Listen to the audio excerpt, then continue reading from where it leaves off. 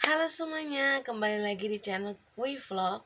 Terima kasih ya udah like, comment, share, and subscribe. Dan kali ini mau bahas tentang gimana kalau ternyata mama atau papa kita ada yang menikah lagi. Entah karena bercerai menikah lagi atau ada yang meninggal. Kemarin kita bahas tentang bagaimana kalau ternyata papa mama kita bercerai, bagaimana sikap kita. Itu ada di video sebelumnya. Dan sekarang kita bahas tentang kalau kita ternyata memiliki keluarga tiri. Dan saya pernah rasakan ini dulu, saya memiliki nenek tiri. Oke, perasaan apa sih pertama-tama yang kita rasakan? Was-was, cemas. Gimana kok ternyata kayak di film-film. Jahat, eh, bikin kita kekurangan kasih sayang dari orang tua kandung kita. Dan mungkin ada beberapa yang mengalami hal tersebut. Atau malah juga kesel atau merasa takut hati kita terambil kalau ternyata mereka memiliki sikap yang baik. Mereka tidak sejahat yang kita pikirkan. Akhirnya hati kita lama lambat laut menjadi baik. Itu yang kita takutkan. Karena mereka adalah keluarga tiri. Sehingga akhirnya kita memiliki reaksi yang berlebihan yang akhirnya memberontak terhadap orang tua tiri kita ini. Misalkan contoh kita malah jadi adu domba keluarga kandung kita dengan keluarga tiri kita, sehingga kita berharap bahwa mereka bisa berpisah. Namun sesuai pepatah bilang, seseorang yang mencoba menghancurkan keluarga itu seperti mengejar angin. Artinya semua akan sia-sia yang kita lakukan. Yang ada kita yang emosi, yang ada kita jadi memiliki sikap yang tidak stabil. Jadi gimana caranya mengatasinya? Memiliki sikap yang produktif. Caranya gimana? Ya ada beberapa tips cara. Kalian bisa dengarkan dan jangan di skip-skip ya. Oke. Tantangan pertama adalah berurusan dengan wewenang orang tua tiri kita, keluarga tiri kita.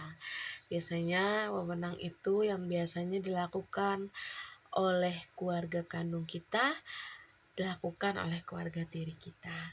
Ini bukan hal yang mudah, tapi mau bagaimanapun sebenarnya kita harus menyambut wewenang keluarga tiri kita.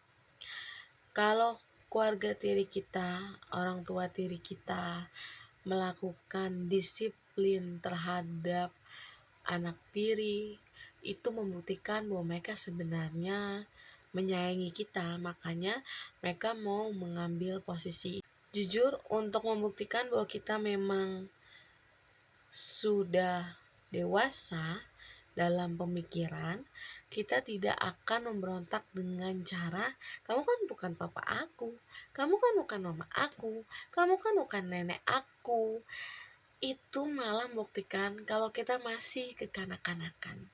Untuk kita dewasa, ya mau gak mau kita harus terima wewenangnya kalau memang itu masuk akal, dan kita akan mau nurut karena itu membuktikan bahwa mereka menyayangi kita. Gimana kalau memang mereka memiliki sikap yang tidak baik terhadap kita dan kita punya alasan mengeluh yang pas untuk orang tua tiri kita? Kalau memang itu membahayakan nyawa kita, membahayakan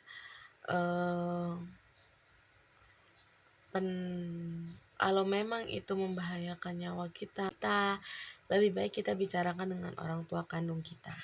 Tapi kalau ternyata aturan dia memang bagus, namun kitanya yang kurang berterima, tapi walaupun dia memiliki sikap yang tidak baik, perlakuan tidak adil antara anak tiri dengan anak kandungnya, agar kita terlihat dewasa, tidak kekanak-kanakan, kita perlu coba bersabar.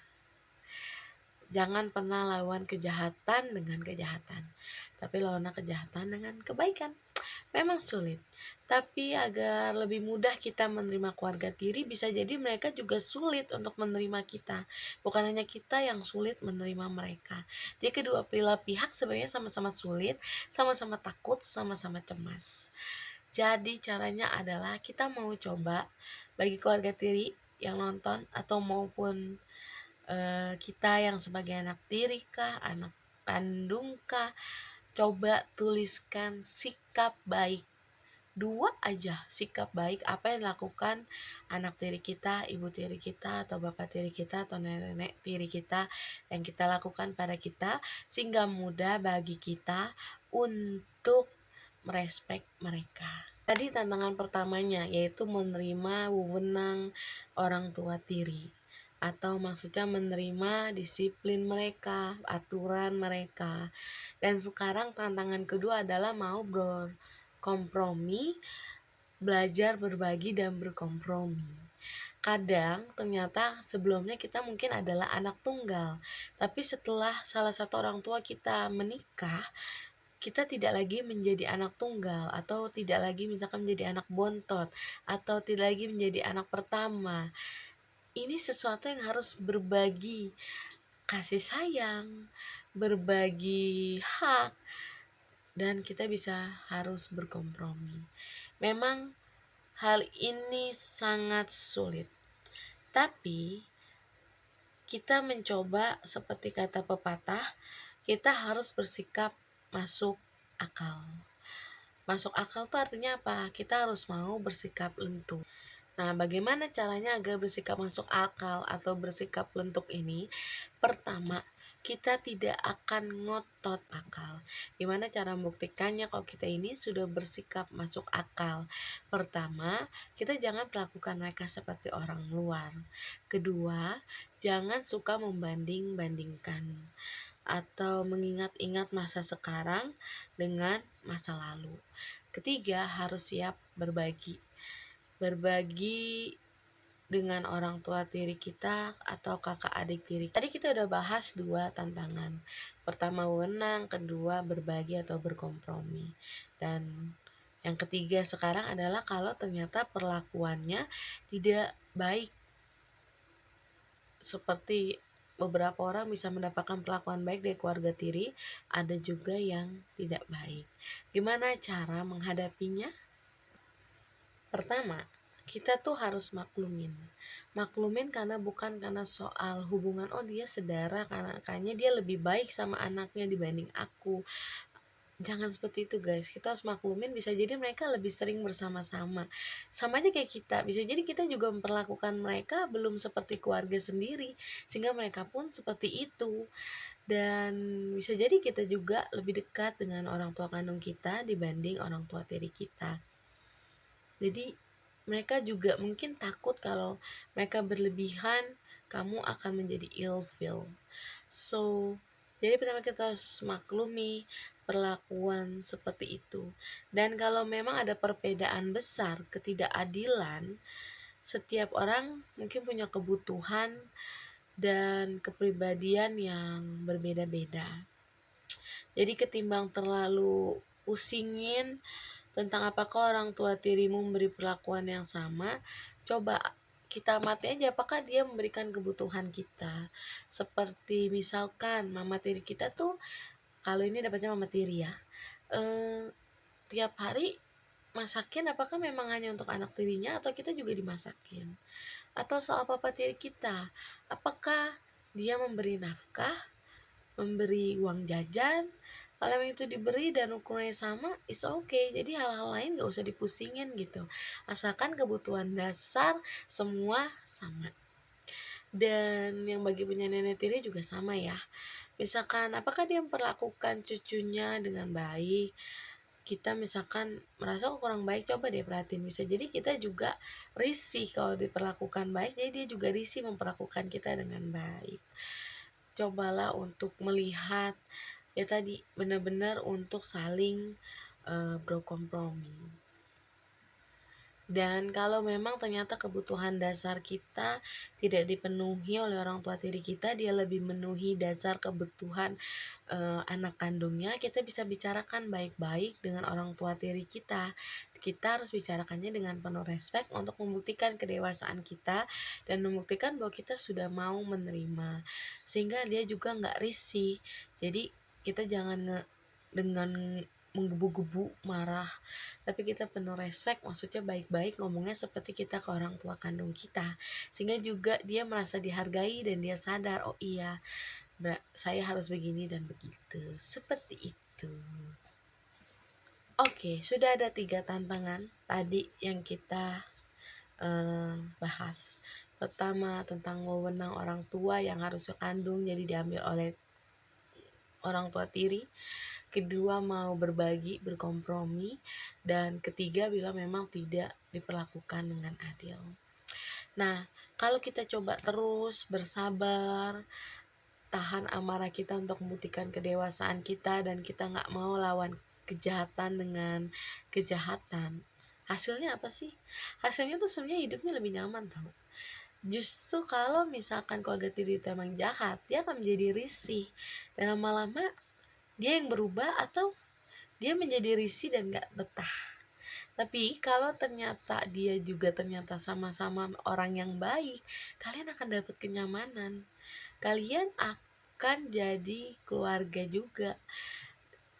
Dan itu sebenarnya nggak salah sih, kalau kita deket juga sama keluarga tiri dan deket juga sama keluarga kandung, itu berarti kita bisa bersikap bijak, kita bisa dewasa.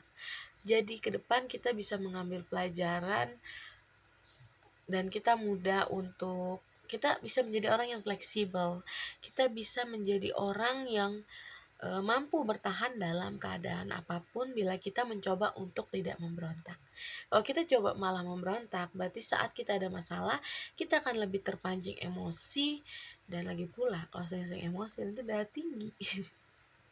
Jadi nyantai aja bawanya, dan bersabar itu ada hasilnya guys.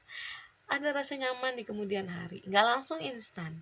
Sesuatu butuh tahap, bisa seminggu, sebulan, dan butuh beberapa tahun kadang agar kita dengan keluarga tiri kita bisa akrab, bisa dekat, bisa lebih harmonis, dan itu hal yang wajar. Jangan pernah berharap sesuatu yang instan. So, kalau kita jadinya punya keluarga tiri, tahukah kamu kalau ternyata mau kita maupun punya ibu tiri, kakak tiri, adik tiri, semuanya itu, ternyata tahukah kamu bahwa sebenarnya kalian semua sama-sama perlu menyesuaikan diri dalam situasi tersebut, kedua belah pihak. And then tipsnya, agar menghindari hal-hal yang tidak diinginkan saat kalian tinggal bersama kakak atau adik yang baru yang ternyata berlawanan jenis atau bisa menghadapi godaan moral. Jadi tipsnya adalah kita harus berpakaian dengan sopan, rapi, tidak tidak memancing. Itu biar aman karena kita tidak sedarah. Dan tipsnya juga ingat bahwa kalian jangan kekanak-kanakan agar bila terjadi misalnya keluarga tiri ada yang jahat pun, mereka tidak akan dimenangkan karena kamu lebih dewasa. Jadi bersikaplah produktif, bersikaplah lebih masuk akal dan lentur. Oke, next video, apakah ada saran atau apakah ada pertanyaan yang ingin kalian ketahui? Kalian ingat kirim di Instagram dan nama kalian tidak akan disebutkan, tapi kalau minta disebutkan silahkan. Dan next video kalau memang belum ada requestan, aku mau bahas apa ya? Nanti kita pikirkan lah. Karena belum terpikirkan, dan semoga 2 video yang sudah aku buat ini bisa membantu kalian menghadapi masalah yang timbul. Ingat, kalau kita mendewasakan diri kita, masalah apapun kita pasti bisa atasi. Oke, bye-bye, sampai ketemu di next video, and then don't forget untuk like, comment, share, and subscribe. Bye-bye.